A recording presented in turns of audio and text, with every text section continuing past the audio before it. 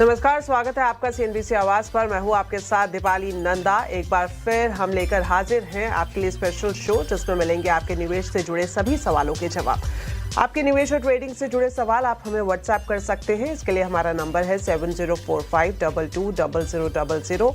इसके अलावा आप फेसबुक और एक्स पर भी अपनी क्वेरी भेज सकते हैं। इस वक्त हमारा ये स्पेशल शो इन प्लेटफॉर्म्स पर भी लाइव है और हम पूरी कोशिश करेंगे सोशल मीडिया के जरिए जो आप सवाल हम तक पहुंचा रहे हैं उस पर हम सीधा अपने एक्सपर्ट से लाइव जवाब भी लें।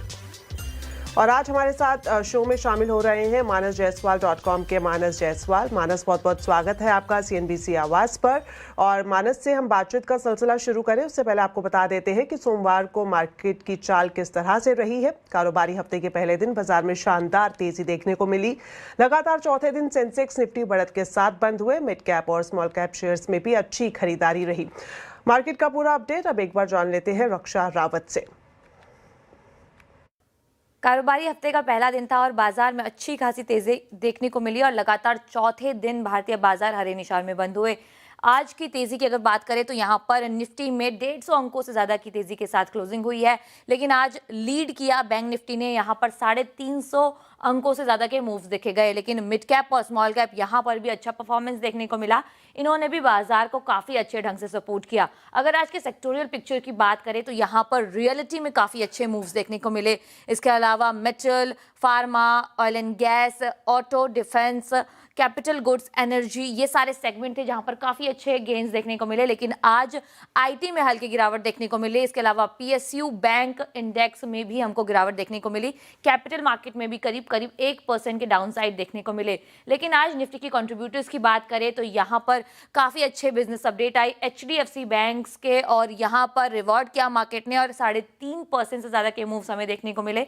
इसके अलावा बजाज ऑटो, हिंडाल्को और ओएनजीसी जैसे काउंटर थे जिन्होंने मार्केट को सपोर्ट किया।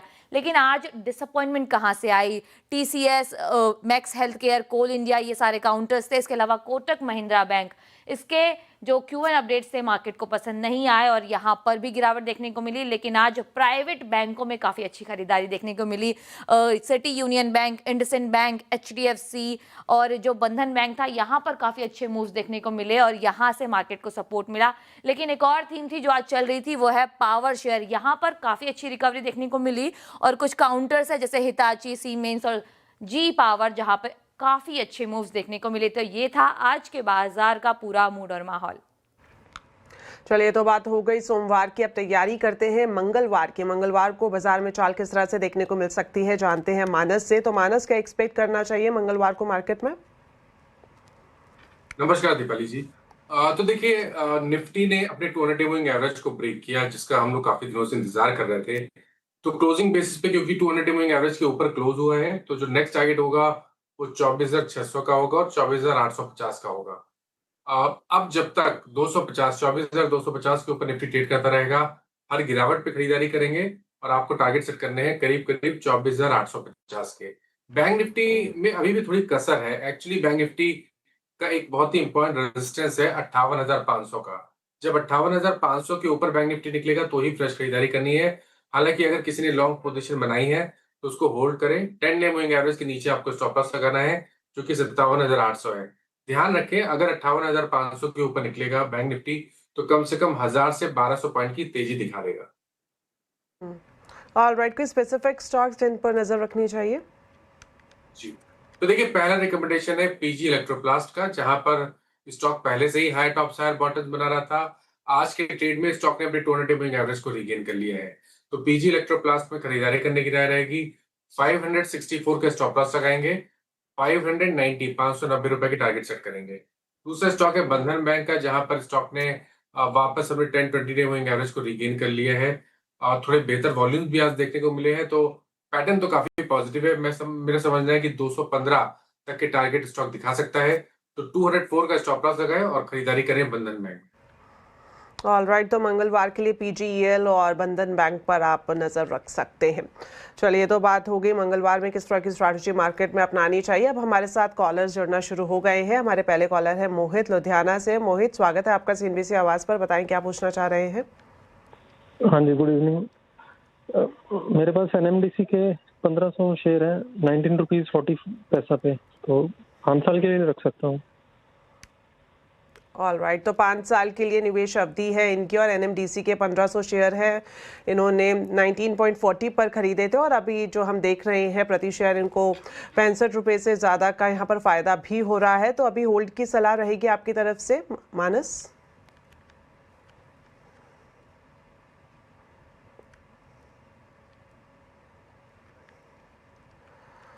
ऑल राइट, तो जिस तरह से लगातार हम क्वेश्चंस ले रहे हैं मानस से हम जुड़ने की कोशिश करेंगे, लेकिन एक बार नज़र डाल लेते हैं मंगलवार को आपको किन ट्रेड पर नज़र रखनी चाहिए। और जिस तरह से मानस बता चुके हैं 2 स्पेसिफिक स्टॉक्स के बारे में जहां पर पीजीईएल और बंधन बैंक की सलाह दी गई है। यहाँ पर पीजीईएल की बात करें तो यहाँ पर स्टॉप लॉस आपको 564 का लगाना है और टारगेट यहाँ पर 590 का रखना है। और वहीं बंधन बैंक की बात करें तो यहाँ पर स्टॉप लॉस 204 का रखें और टारगेट 215 का रखना चाहिए। तो मानस हमारे साथ एक बार फिर से जुड़ गए हैं। मानस, हमारे पहले कॉलर ने जिस तरह से पूछा है एनएमडीसी पर आपकी राय जानना चाह रहे हैं। 1500 शेयर्स है इनके पास और 19.40 का इनका रेट रहा है और 5 साल के लिए ये इसमें रह सकते हैं। क्या सलाह आपकी तरफ से? देखिए 5 साल का व्यू देना मुश्किल है, लेकिन वीकली और मंथली चार्ट अभी भी अच्छे लगते हैं। ये सही है कि स्टॉक हाई लेवल से करेक्ट हुआ है, बट अभी भी 200 डे मूविंग एवरेज के ऊपर ट्रेड कर रहा है। मेरा समझना है कि 80 रुपए के स्टॉप लॉस से एनएमडीसी को बिल्कुल होल्ड करना चाहिए। अगर स्टॉक 88 रुपीज के ऊपर निकलेगा तो शायद आपको 100 रुपए तक के टारगेट दिखा दे। ऑल राइट, तो यहाँ पर होल्ड करने की सलाह मानस की तरफ से दी गई है। बढ़ते आगे अब अगले कॉलर हमारे साथ बेंगलुरु से संजय कुमार है। संजय, बहुत बहुत स्वागत है आपका सीएनबीसी आवाज पर। क्या पूछना चाह रहे हैं? मेरे पास 100 शेयर है बजाज फाइनेंस के, मैंने 900 रुपए पे लिए थे, तो अभी जो है वो थोड़ा प्रॉफिट में है, तो अभी प्रॉफिट बुक कर लूं या अभी और वेट करूं उसका थोड़ा?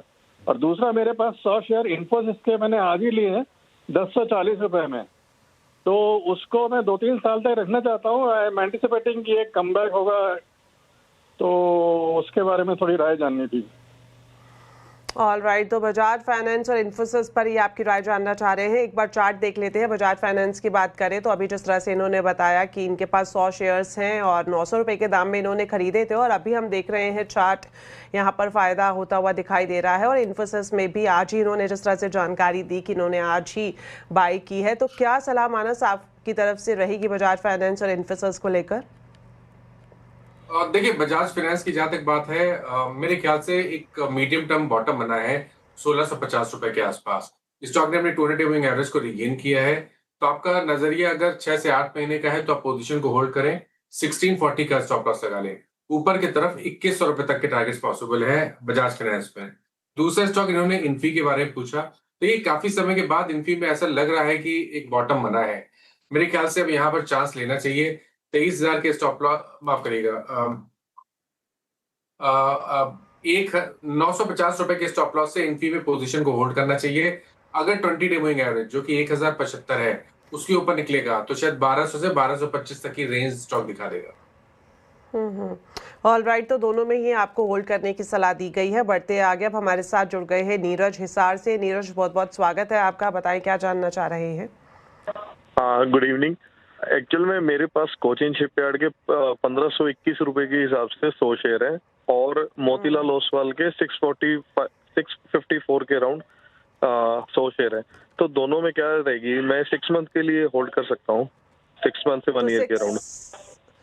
ऑल राइट, तो कोचिन शिपयार्ड और मोतीलाल ओसवाल में आपकी राय जानना चाह रहे हैं। कोचिन शिपयार्ड की बात करें तो जिस तरह से हमने देखा था पिछले साल काफ़ी तेज़ रैली इसमें दिखी और फिर कंसोलिडेशन के भी यहाँ पर संकेत मिल रहे हैं। तो मानस, क्या राय आपकी तरफ से रहेगी? और ये जिस तरह से मेंशन कर चुके हैं 6 महीने का नज़रिया है कोचिन शिपयार्ड के लिए भी और मोतीलाल ओसवाल के लिए भी। देखिए कोची शिपयार्ड में 2025 में भी स्टॉक ने 1180 के आसपास बेस बनाया था और इस साल भी स्टॉक ने 1180 के आसपास बेस बनाया है। आई थिंक यहाँ पर अपनी पोजीशन को होल्ड करें, 1180 का स्टॉप लॉस लगा लें। स्ट्रेंथ आएगी 1550 के ऊपर। अगर 1550 के ऊपर निकलेगा तो आप उम्मीद कर सकते हैं कि शायद आपको इसी साल 1900 से 1950 तक की रेंज स्टॉक दिखा देगा। मोतीलाल ओसवाल? ओके, तो देखिए मोतीलाल ओसवाल की जहां तक बात है, यहाँ पर भी मीडियम टर्म आउटलुक पॉजिटिव है।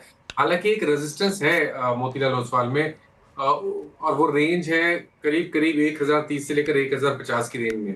एक बार स्टॉक 1050 के रेंज को ब्रेक करेगा जिसकी प्रोबेबिलिटी बहुत ज्यादा है। तो मेरा समझना है कि आने वाले करीब 6 से 8 महीने में आपको 1200 रुपए तक के प्राइस देखने को मिलेंगे। तो पोजीशन को होल्ड करिए और 840 रुपए के नीचे अपना स्टॉप लॉस लगा लीजिए। ऑल राइट, तो स्टॉप लॉस के साथ दोनों ही स्टॉक में होल्ड करने की सलाह मानस की तरफ से दी गई है। बढ़ते आगे, अब हमारे साथ धनबाद से आलोक जी जुड़ गए हैं। आलोक जी, स्वागत है आपका, बताएं क्या पूछना चाह रहे हैं।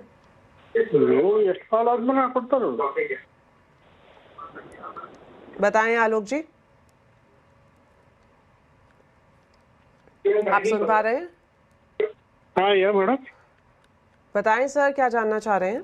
मैंने एक्साइड लिया था 2 जुलाई को 200 शेयर एट 422। मैं होल्ड कर सकता हूँ 3-4 महीने के लिए। सर एक बार दोहराएंगे अपने स्टॉक का नाम। मेरा एक्साइड बैटरीज, एक्साइड बैटरी पर जानना चाह रहे हैं, और क्या टाइम हॉराइजन आपने बताया? 3-4 महीने तक रख सकता हूँ। हॉराइजन होल्ड कर सकते हैं या एक्साइड बैटरी पर जानना चाह रहे हैं, आगे चाल कैसे दिखेगी, क्या ये 3-4 महीने तक होल्ड कर सकते हैं? अभी जिस तरह से हम चार्ट में देखें तो यहाँ पर थोड़ा सा नीचे जाता हुआ दिख रहा है, लेकिन क्या यहाँ पर रिवर्सल के संकेत मानस? तो देखिए, पिछले 2 दिनों में केवल पॉज देखने को मिला है। जो स्टॉक का मेन ट्रेंड है वो बहुत पॉजिटिव बना हुआ है। आई थिंक अगर आपके पास 6 महीने का समय है तो 375 के स्टॉप लॉस से पोजीशन को होल्ड करिए। ऊपर की तरफ 480 रुपए को अपने टारगेट की तरह देखें। ऑल राइट, तो यहाँ पर भी होल्ड करने की सलाह दी गई है। अब आगे बढ़ते हैं, हमारे साथ राजेश कुमार जुड़ गए हैं। राजेश जी, स्वागत है आपका, बताएं अपना सवाल। जी मैम, मेरे पास ट्राइडेंट का 3000 शेयर है, 3450 से है मैम। इसको लॉन्ग टर्म के लिए मैं लिया था, तो क्या होल्ड करना अभी सही है या इसमें कोई वो निकल जाना चाहिए? ट्राइडेंट पर आपकी राय जानना चाह रहे हैं मानस। इनके पास 3000 क्वांटिटी है, 34 रुपए के आसपास इन्होंने खरीदा है। अभी प्रति शेयर इनको 8 रुपए का नुकसान हो रहा है। हालांकि लॉन्ग टर्म का इनका नजरिया है, इसी लिहाज से इन्होंने ट्राइडेंट को खरीदा था। क्या इन्हें होल्ड करना चाहिए या फिर थोड़ा सा इंप्रूवमेंट दिखने पर यहाँ से एग्जिट कर देना चाहिए? देखिए, अभी तक वेट किया है तो थोड़ा वेट और करिए। 23 रुपए का स्टॉप लॉस आपको लगाना है, जो रिसेंट लो था। 23 रुपए के स्टॉप लॉस से पोजीशन को होल्ड करिए। अभी तक मीडियम टर्म चार्ट पे कोई भी रिवर्सल के साइन नहीं है, लेकिन शॉर्ट टर्म चार्ट पे रिवर्सल के साइन है। एक बार स्टॉक 28 रुपए के ऊपर निकलेगा तो वो कंफर्मेशन होगा मीडियम टर्म चार्ट पे रिवर्सल का। और अगर 28 रुपए के ऊपर निकलेगा तो 33 रुपए तक के प्राइस स्टॉक दिखा सकता है। ऑल राइट, तो यहाँ पर स्टॉप लॉस के साथ होल्ड करने की सलाह दी गई है। अब हमारे साथ जुड़ गए हैं गाजियाबाद से अजय पांडे। अजय, बहुत बहुत स्वागत है आपका CNBC आवाज पर, बताएं क्या जानना चाह रहे हैं। गुड इवनिंग मैम, मेरे पास गोदरेज प्रॉपर्टीज के 40 शेयर है 2247 पे। तो है तो लॉन्ग टर्म व्यू है, क्या करना चाहिए अब? मैं काफी दिन से होल्ड कर रहा हूँ, 6-7 महीने हो गए, 7-8 महीने हो गए। 6-7 महीने से ये होल्ड कर रहे हैं। गोदरेज प्रॉपर्टीज के इनके पास 40 शेयर्स है, 2247 के भाव पर इन्होंने खरीदे थे, और चार्ट में हम देख सकते हैं प्रति शेयर 200 रुपए के हिसाब से इनको नुकसान हो रहा है। तो क्या इन्हें होल्ड करना चाहिए या फिर एग्जिट करने में बेहतरी है? नहीं, आई थिंक अब होल्ड करना चाहिए, क्योंकि अब कहीं ना कहीं ये पूरा स्पेस अच्छा लगने लगा है। और गोदरेज प्रॉपर्टीज जिसने इनवर्स सर्जिंग शोर पैटर्न का ब्रेकआउट दिया है, इस ब्रेकआउट के टारगेट आते हैं 2400 रुपए के आसपास के। तो आप पोजीशन को होल्ड कर सकते हैं और 1800 रुपए के नीचे इस बार स्टॉप लॉस जरूर से लगाएं। ऑल राइट, तो यहाँ पर होल्ड करने की सलाह है। और अब कॉलर्स के बाद कुछ SMS ले लेते हैं। हमें लखनऊ से प्रशांत जी ने SMS भेजा है, जिसमें वो जानना चाह रहे हैं मानस, IFCI पर क्या राय रहेगी। इनके पास 2000 शेयर्स है और 86 रुपए के भाव पर इन्होंने खरीदे थे। 3 से 6 महीने का नजरिया ये स्पेसिफिक स्टॉक में रखते हैं, तो क्या राय रहेगी आपकी तरफ से? FCI ने इस बार अपने पिछले हाई को टेस्ट किया था, अभी मेरे ख्याल से 2 या 3 हफ्ते पहले, लेकिन स्टॉक उसकी वहां पर सस्टेन नहीं हो पाया। प्रॉफिट बुकिंग देखने को मिली है, लेकिन मीडियम टर्म चार्ट ठीक लगते हैं। I think 20 week moving average के नीचे स्टॉप लॉस लगा के रखें 67 रुपीज के नीचे, और पोजीशन को होल्ड करें। करेक्शन के बाद स्टॉक अगर 75-72 के आसपास सपोर्ट लेगा और रैली रिज्यूम होती है तो वापस 95 रुपीज और 103 रुपए तक के टारगेट स्टॉक दिखा सकता है। IFCI में भी होल्ड करने की सलाह दी गई है। और अब अगला SMS हमें भेजा है राघव ने गुरुग्राम से। भारत इलेक्ट्रॉनिक्स पर आपका नज़रिया जानना चाह रहे हैं। इनके पास 2250 क्वांटिटी है, 430 के दाम पर इन्होंने खरीदा है और लॉन्ग टर्म का इनका नज़रिया है। खासतौर पर अगर हम भारत इलेक्ट्रॉनिक्स की बात करें तो काफ़ी तेज़ी देखने को मिली। और मानस, जिस तरह से हमने देखा DAC की तरफ से जो 52,000 करोड़ की खरीदारी को मंजूरी मिली है, उसके बाद इस पूरे सेक्टर में तेज़ी है। तो क्या लॉन्ग टर्म इसमें बने रहना सही है? देखिए, लॉन्ग टर्म चार्ट्स पे तो एक कंसोलिडेशन दिख रहा है। नीचे की तरफ 390 के आसपास एक सपोर्ट है, ऊपर की तरफ 450 460 पे रेजिस्टेंस है।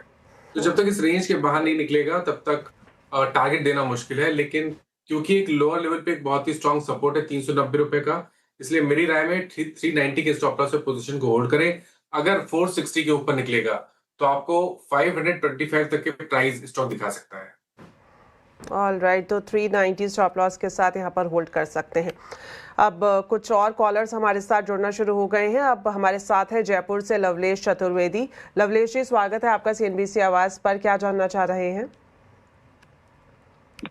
हेलो जी बताएं सर। नमस्कार।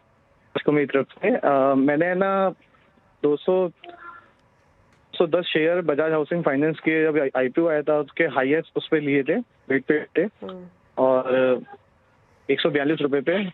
और मैं इसका 5 साल के लॉन्ग टर्म के इन्वेस्ट के हिसाब से इसका राय जानना चाहता हूँ कि इसका क्या राय है। ओके, तो बजाज हाउसिंग फाइनेंस पर क्या नज़रिया आगे रहेगा? मानस आपसे जानना चाह रहे हैं। इनके पास 210 शेयर्स हैं, 142 के भाव पर इन्होंने खरीदे हैं। अभी चार्ट नीचे जाता हुआ दिखा है, लॉस हो रहा है 51 रुपये 90 पैसे का प्रति शेयर। तो आगे 5 साल का नज़रिया क्या मुमकिन है बताना? देखिए, मुश्किल है बताना क्योंकि चार्ट्स पे हिस्ट्री काफी कम है। तो 1 साल 1.5 साल तक का भी टाइम फ्रेम के हिसाब से भी टारगेट बताना मुश्किल है। लेकिन एक चीज दिखती है चार्ट्स पे कि जो लोअर टॉप लोअर बॉटम्स का ट्रेंड था वो रिवर्स हुआ है। अब स्टॉक ने कंफर्मेशन दिया है हायर टॉप्स हायर बॉटम्स का। आई थिंक अपनी पोजीशन को होल्ड करना चाहिए। 79 रुपीज के नीचे स्टॉप लॉस लगा लें। स्टॉक 96 रुपीज के ऊपर निकलेगा तो 120 रुपए तक के प्राइस दिखा देगा। तो आपको स्टेप बाय स्टेप चलना पड़ेगा। बड़े टारगेट निकालना टेक्निकली थोड़ा मुश्किल है स्टॉक के लिए। ऑल राइट, तो बड़े टारगेट फिलहाल निकालना मुश्किल है। स्टेप बाय स्टेप आप ज़रूर इसको मॉनिटर कर सकते हैं। बढ़ते आगे, अब कुछ और SMS की तरफ बढ़ते हैं। हमें एक SMS भेजा है अमृतसर से वरुण जी ने, और ये आपकी राय जानना चाह रहे हैं BDL और GRSE पर। BDL के इनके पास 500 शेयर्स है, 1540 के भाव पर इन्होंने खरीदे। वहीं GRSE की बात करें तो 100 शेयर्स है, 2665 का इनका भाव रहा है। तो अगले 3 महीने का नज़रिया ये जानना चाह रहे हैं, तो क्या राय रहेगी आपकी तरफ से? देखिए, BDL में बने रहिए। BDL में डेफिनेटली अब कुछ स्ट्रेंथ लग रही है। स्टॉक हमने 200 मूविंग एवरेज के ऊपर निकला है, तो 1260 के स्टॉप लॉस है, 1260 के स्टॉप लॉस से पोजीशन को होल्ड करें। मेरा समझना है कि 1680 के लेवल्स को स्टॉक आने वाले समय में टच कर सकता है। GRSE की जहां तक बात है, स्टॉक ने भी 200 मूविंग एवरेज पे सपोर्ट लिया है, वहां पर बाइंग इंटरेस्ट देखने को मिल रहा है। तो जब तक 200 मूविंग एवरेज के ऊपर ट्रेड करता रहे, अपनी पोजीशन को होल्ड करें। 2500 रुपए के स्टॉप लॉस से पोजीशन को होल्ड करें। 2925 के ऊपर निकलेगा तो 3300 रुपए 3300 तक के प्राइस देखने को मिल सकते हैं। ऑल राइट, तो BDL और GRSE में दोनों में ही होल्ड करने की सलाह आपको दी गई है। अब अगला SMS हमें भेजा है इरशाद अहमद साहब ने जम्मू कश्मीर से, और SBI कार्ड्स के बारे में जानना चाह रहे हैं। 1000 क्वांटिटी है, 601 के भाव पर इन्होंने खरीदे हैं। तो क्या 3 महीने में किस तरह की चाल इस स्टॉक की देखने को मिल सकती है मानस? देखिए, बड़ी गिरावट के बाद अभी भी कंफर्मेशन नहीं मिला है बॉटम फॉर्मेशन का, और बॉटम फॉर्मेशन के लिए स्टॉक को 640 के लेवल को ब्रेक करना पड़ेगा। अगर 640 के ऊपर निकलेगा तब तो आप उम्मीद करिए कि रिकवरी में 740 तक के प्राइस देखने को मिलेंगे। बट क्योंकि स्टॉक कोशिश कर रहा है एक बॉटम बनाने का, इसलिए अपनी पोजीशन को होल्ड कर सकते हैं। लेकिन इस बार 575 का स्टॉप लॉस जरूर से लगा लें। तो यहाँ पर पोजीशन को होल्ड कर सकते हैं, लेकिन स्टॉप लॉस लगाना मत भूलिएगा। अब एक SMS ले लेते हैं महाराष्ट्र पुणे से। नेताजी ने हमें भेजा है, और ये ICICI बैंक पर आपकी राय जानना चाह रहे हैं। अगर क्वांटिटी की बात करें तो इनके पास 54 शेयर्स है, 874 के दाम पर इन्होंने खरीदे हैं। अभी जिस तरह से हम देख रहे हैं चार्ट में 552 रुपए के आसपास प्रति शेयर इनको यहाँ पर प्रॉफिट हो रहा है। तो आगे भी क्या ये मोमेंटम जारी रहेगा मानस? देखिए, मेरा समझना है कि जो प्राइवेट बैंकिंग का सबसे खराब टाइम था वो शायद निकल गया है, स्पेशली जो large cap private banking space है, स्पेशली एचडीएफसी बैंक की मैं बात कर रहा हूँ, आईसीआईसीआई बैंक की बात कर रहा हूँ। तो आपके पास अगर पोजीशन है और आप लॉन्ग टर्म इन्वेस्टर हैं तो आप बिल्कुल बने रहिए। मेरा समझना है कि शायद इस बार 1500 रुपए के लेवल को ब्रेक करके स्टॉक 1750 की तरफ जाने की कोशिश करेगा। इसमें समय लग सकता है, लेकिन थोड़ा पेशेंस रखें, पोजीशन को होल्ड करें और 1200 रुपए के नीचे स्टॉप लॉस लगाएं। ऑलराइट, तो 1200 के नीचे स्टॉप लॉस लगाएं और 1500 का लेवल क्रॉस करते ही ये 1750 की तरफ बढ़ सकता है, तो पेशेंटली इसको वॉच करने की ज़रूरत है। चलिए, वक्त यहाँ पर एक छोटे से ब्रेक का है, जल्द वापस लौटेंगे, आप बने रहे हमारे साथ।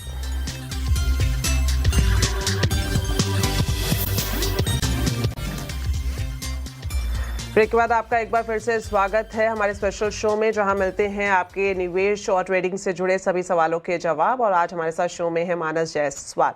मानस, अब कुछ और एसएमएस ले लेते हैं। हमें मुंबई से एसके जैन साहब ने अपना एसएमएस के जरिए सवाल भेजा है और ये राय जानना चाह रहे हैं ओएनजीसी और आईआरएफसी पर।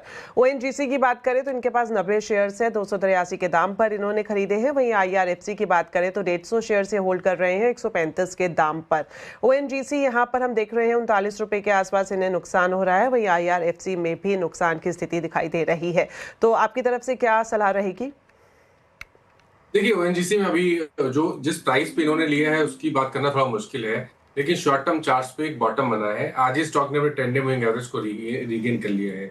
मेरा समझना है कि इस रैली में स्टॉक 260-65 के लेवल्स को टेस्ट कर सकता है, तो थोड़ा वेट करें। 230 रुपए के नीचे स्टॉप लॉस लगा के फिलहाल के लिए पोजीशन को होल्ड करें। 283 में शायद थोड़ा समय लग सकता है। आईआरएफसी में कभी भी मौका मिले, कभी भी रिकवरी देखने को मिले, स्टॉक 95-96 की रेंज में आए तो वहां पर लॉन्ग पोजीशन से निकलना है। फ्रेश खरीदारी 110 रुपए के ऊपर ही करनी है। ऑलराइट, तो आईआरएफसी में अगर रिकवरी दिखती है तो आपको लॉन्ग पोजीशन से हट जाना चाहिए। वहीं ओएनजीसी में फिलहाल होल्ड करने की सलाह दी है। 260 के बाद 283 की तरफ बढ़ता हुआ दिख सकता है ये स्टॉक, लेकिन यहाँ पर थोड़ा वक्त देना जरूरी होगा। बढ़ते आगे, अब अगला एसएमएस हमें भेजा है आरके भारद्वाज ने आगरा से, और ये एसजेवीएन पर आपकी राय जानना चाह रहे हैं। अगर क्वांटिटी की बात करें तो 1000 शेयर्स है इनके पास और 152 के दाम पर इन्होंने खरीदे हैं।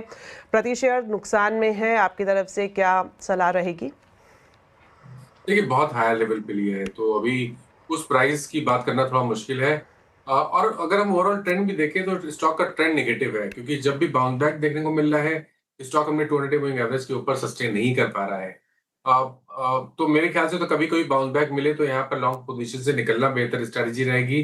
खरीदारी करें, लेकिन वो 85 रुपीज के ऊपर ही करें। अगर 85 के लेवल को ब्रेक करे तो खरीदारी करेंगे, उससे पहले ये सेल ऑन रैलीज का स्टॉक बना रहेगा। ऑलराइट, तो 85 के लेवल पर यहाँ पर आप इसमें ऐड ऑन कर सकते हैं और फिलहाल अगर आप चाहते हैं तो यहाँ से एग्जिट भी कर सकते हैं।